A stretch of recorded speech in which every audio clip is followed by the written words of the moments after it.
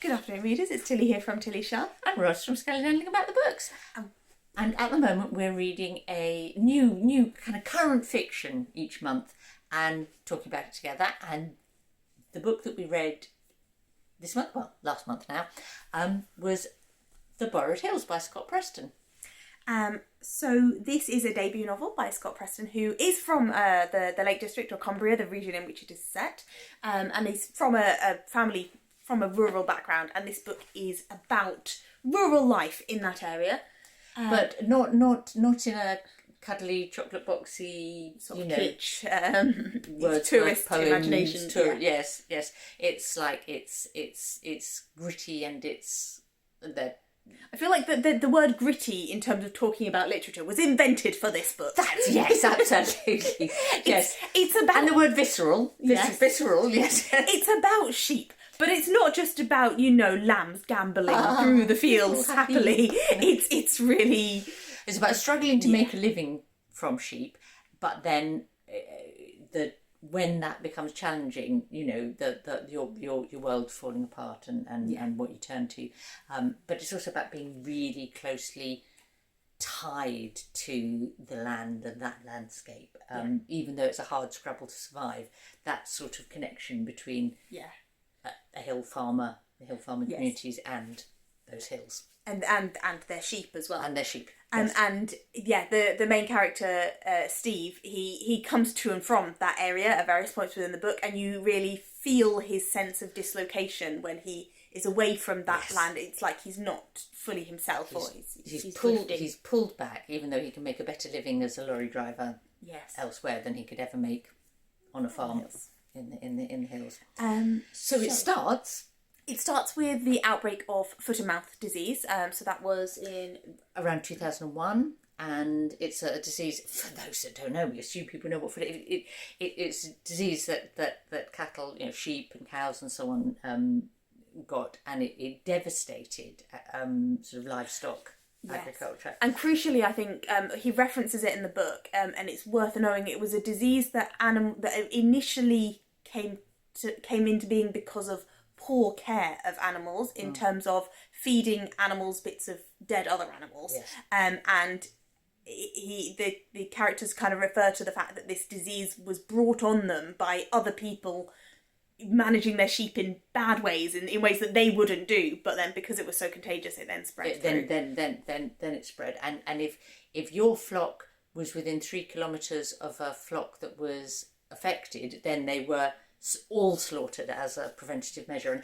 And Scott Preston, the author, was a sort of it was during his childhood. He's a relatively young author. I don't know how old he is, probably about late 20s, 30s, something like that. And it was a sort of a key event in his childhood. Yeah, and it's quite vivid. I would say the opening sequences of this book, I actually found it didn't draw me in right away, but the vividness of those scenes of like piles of burning sheep and it's a hellish vision. How wrong it feels when you hear about them killing these healthy sheep and these sheep that they care about so much. And it's sheep, a good setup for a book. Yes, and sheep that are really closely linked to it's not like intensive farming where they're all in a barn somewhere or manicured fields. These are very closely connected with the specific hills that they're born on, and they live. They spend most of the year out in the hills. So. Yes, and sort of pass knowledge between themselves as a herd. The older ewes show the new season's lambs how to find their way around the hills. And how to find their way home again. The loss of those herds sheep that have been bred for hundreds of years by these families to live in the same place. So you feel how intense losing those sheep would be. But also, it's like how marginal their existence were. hill farmers, and that, you were barely making a living. You always were barely making a living, and then to be ruined by this, even though in theory you got compensation, but it was ruinous. So it's sort of like a tipping point, I suppose. Yeah, and that sets the events of the book into motion. Into motion. Yes. So it starts with this sequence where he's been out of. We never find out why. He's been away from home. He's been out in the wide world. I mean, his relationship with his father might have something to do with that. No, I mean, we never find out what he was doing before the start of the book. But anyway, he comes back to this difficult relationship with his father. Yes, his father's ill, and he comes back and helps with lambing. Yeah. And then foot and mouth hits, and their flock is slaughtered. And then he goes to his neighbour's farm, which is the next main character, William, and William's wife, Helen, live on this other farm. And he goes to help out, but the thing that he ends up having to help out with is their own culling of their sheep, and the burning of all of those sheep. And it's so vivid. I highlighted one bit where he says, "This is 3 days I've spent more time thinking about than I spent living, in terms of just the psychological aftermath of having to deal with all of that." I thought that was a very good because all the bodies had to be destroyed as well, and it was and they sent the army in to do it, but then William the farmer is determined to kill and do it himself, because you want to do that for your own animals if you can. So a melodramatic, vivid, visceral, gritty beginning, as you say, words that this book is made for, gritty and visceral, which then plunges us into the rest of the book. The rest of the book.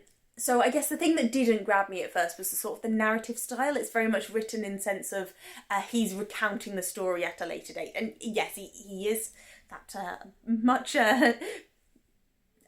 loved. It's a very Marmite thing, an unreliable narrator. Oh, I love an unreliable. Yeah, I was going to say much loved, but then I thought some people don't like it. Yes. But yeah, you know that he's telling this story from a distance of some time, and he starts saying, "Oh, you want to know what happened with William," and I didn't so much like that style initially, but I did come into it, and I did kind of start to value his narrative style. Yes, I mean, it's interesting thinking about the style, because there's that about the style. Then some of it is quite lyrical, quite poetic, talking about the landscape, but in the voice of someone who's not a naturally lyrical person. That was a bit that kind of it sometimes jarred for me when he's talking about all of this fabulous stuff, but not and yet it felt very genuine, that his love of that landscape, and he's never really happy when he's away from it. He has a better living off as a lorry driver. That's what he goes and does the rest of the time.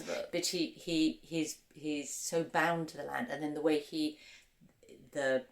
both the author writes about the land and the characters speak about it is very intense. There's a bit later on that I did highlight as well, where he talks about the impact of the landscape, and why even when he's got next to nothing and living in the farms is not really getting him anything, his feeling is that all you've got in life is what you can look at, and the idea that if he can look at the mountains and the hillside and the sheep, he'd much rather be looking at that than, and I quote, best make sure it's not a pavement full of dog shit.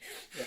So he'd rather be poor and living in a van in the hills than better off in an urban environment, which makes sense. So the middle part of the book, the plot really picks up in a very dramatic fashion, and it becomes a bit of a more like a sort of a crime novel. So it starts with this sort of hellish vision of sheep being slaughtered. Then it sort of tones down. Then we move into this sort of weird, intense. Yes. Oh, it reminded me of a film that is it called Snatch or Well, I think that he was influenced by westerns. I can see that. Yes. Yeah, like the sort of cattle rustling, because what we get basically is sheep rustling. Yes.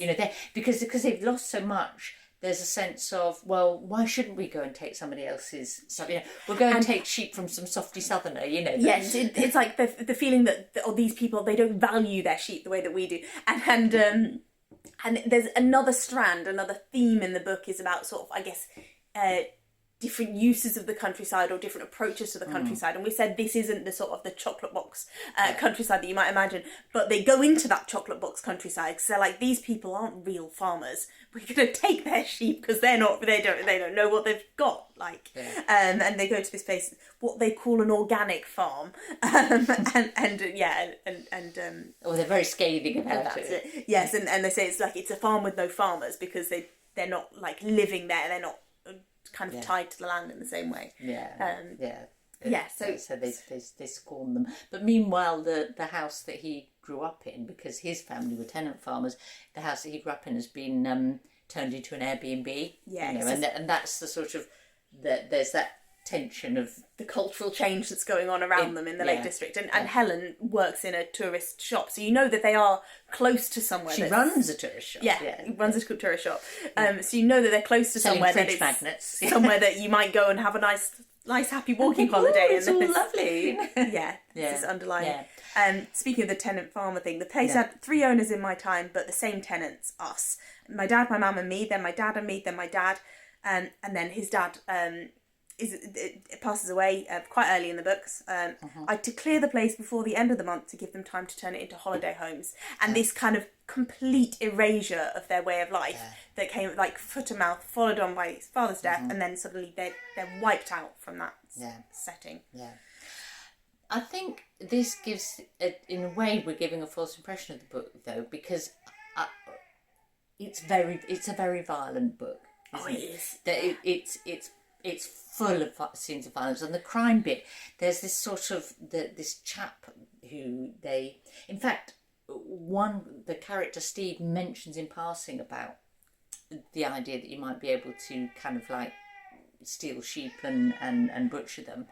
And William kind of gets in touch with this person, and he starts out almost like a comedy villain. Yeah. And then you gradually realise that he's a complete sociopath, and it's almost like a cuckooing situation. He moves on to the farm and takes. It's like an insidious process where he you think he's really serious and if I were to think of something that I didn't like about the book so much, I don't mind the violence, it's that sort of slightly unrealistic thing that you get in blokey books.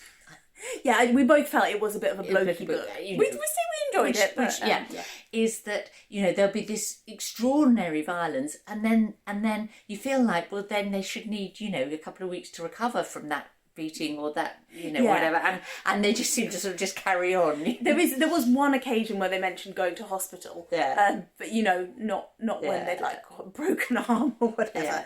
But it is something about what men feel they have to do, and what men and rural violence combined with sort of poverty and sort of marginalisation. I mean, it's a thing. It's real. I think it was not an entirely. Although it became a bit extreme, it wasn't an entirely unrealistic picture, I suppose. Yeah.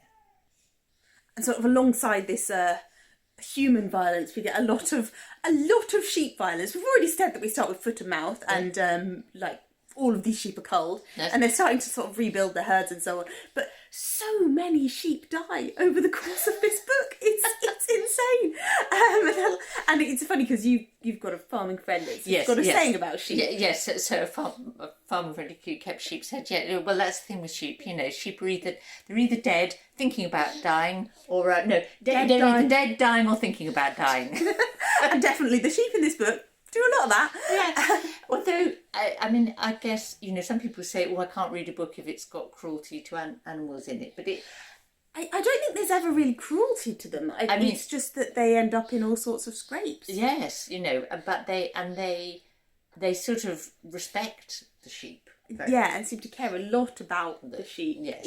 Almost more about the sheep than they do about the money. Definitely more about the sheep than they do about the money. And I think it's his father says that he prefers dogs to people. They're very close to their animals, but there is a lot of animal death. There is a little bit of cruelty to dogs, but it's not like centre.